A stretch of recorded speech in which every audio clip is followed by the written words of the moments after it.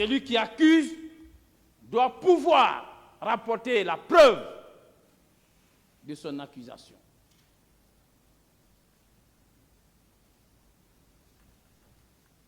Et ensuite vient la dernière phase, c'est la phase de l'instruction définitive qui se mène devant vous ici.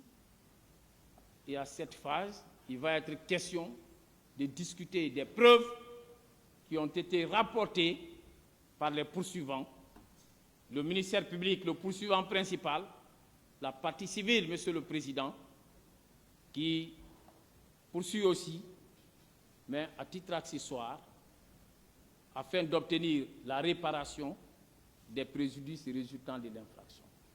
Donc, c'est ce débat de preuves qui se poursuit ici, en application de l'article 497, qui prévoit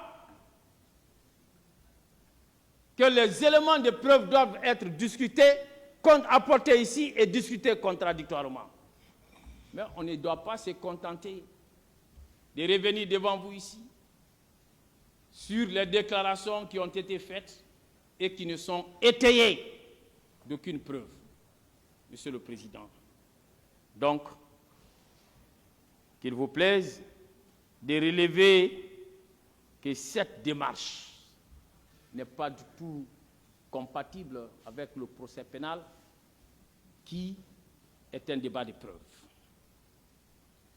Heureusement qu'en tant que magistrat aguerri, vous le savez mieux que nous.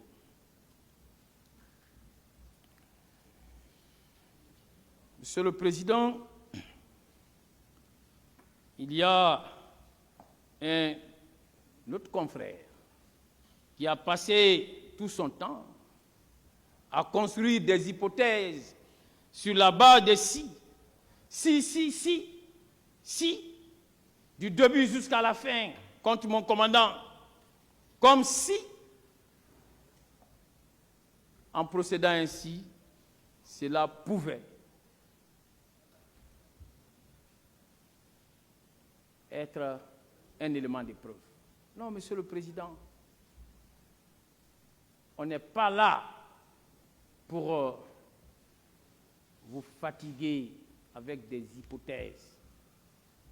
On est là pour pouvoir discuter des éléments de preuve, des éléments de preuve matériels, des éléments de preuve indiscutables, objectifs, constatables,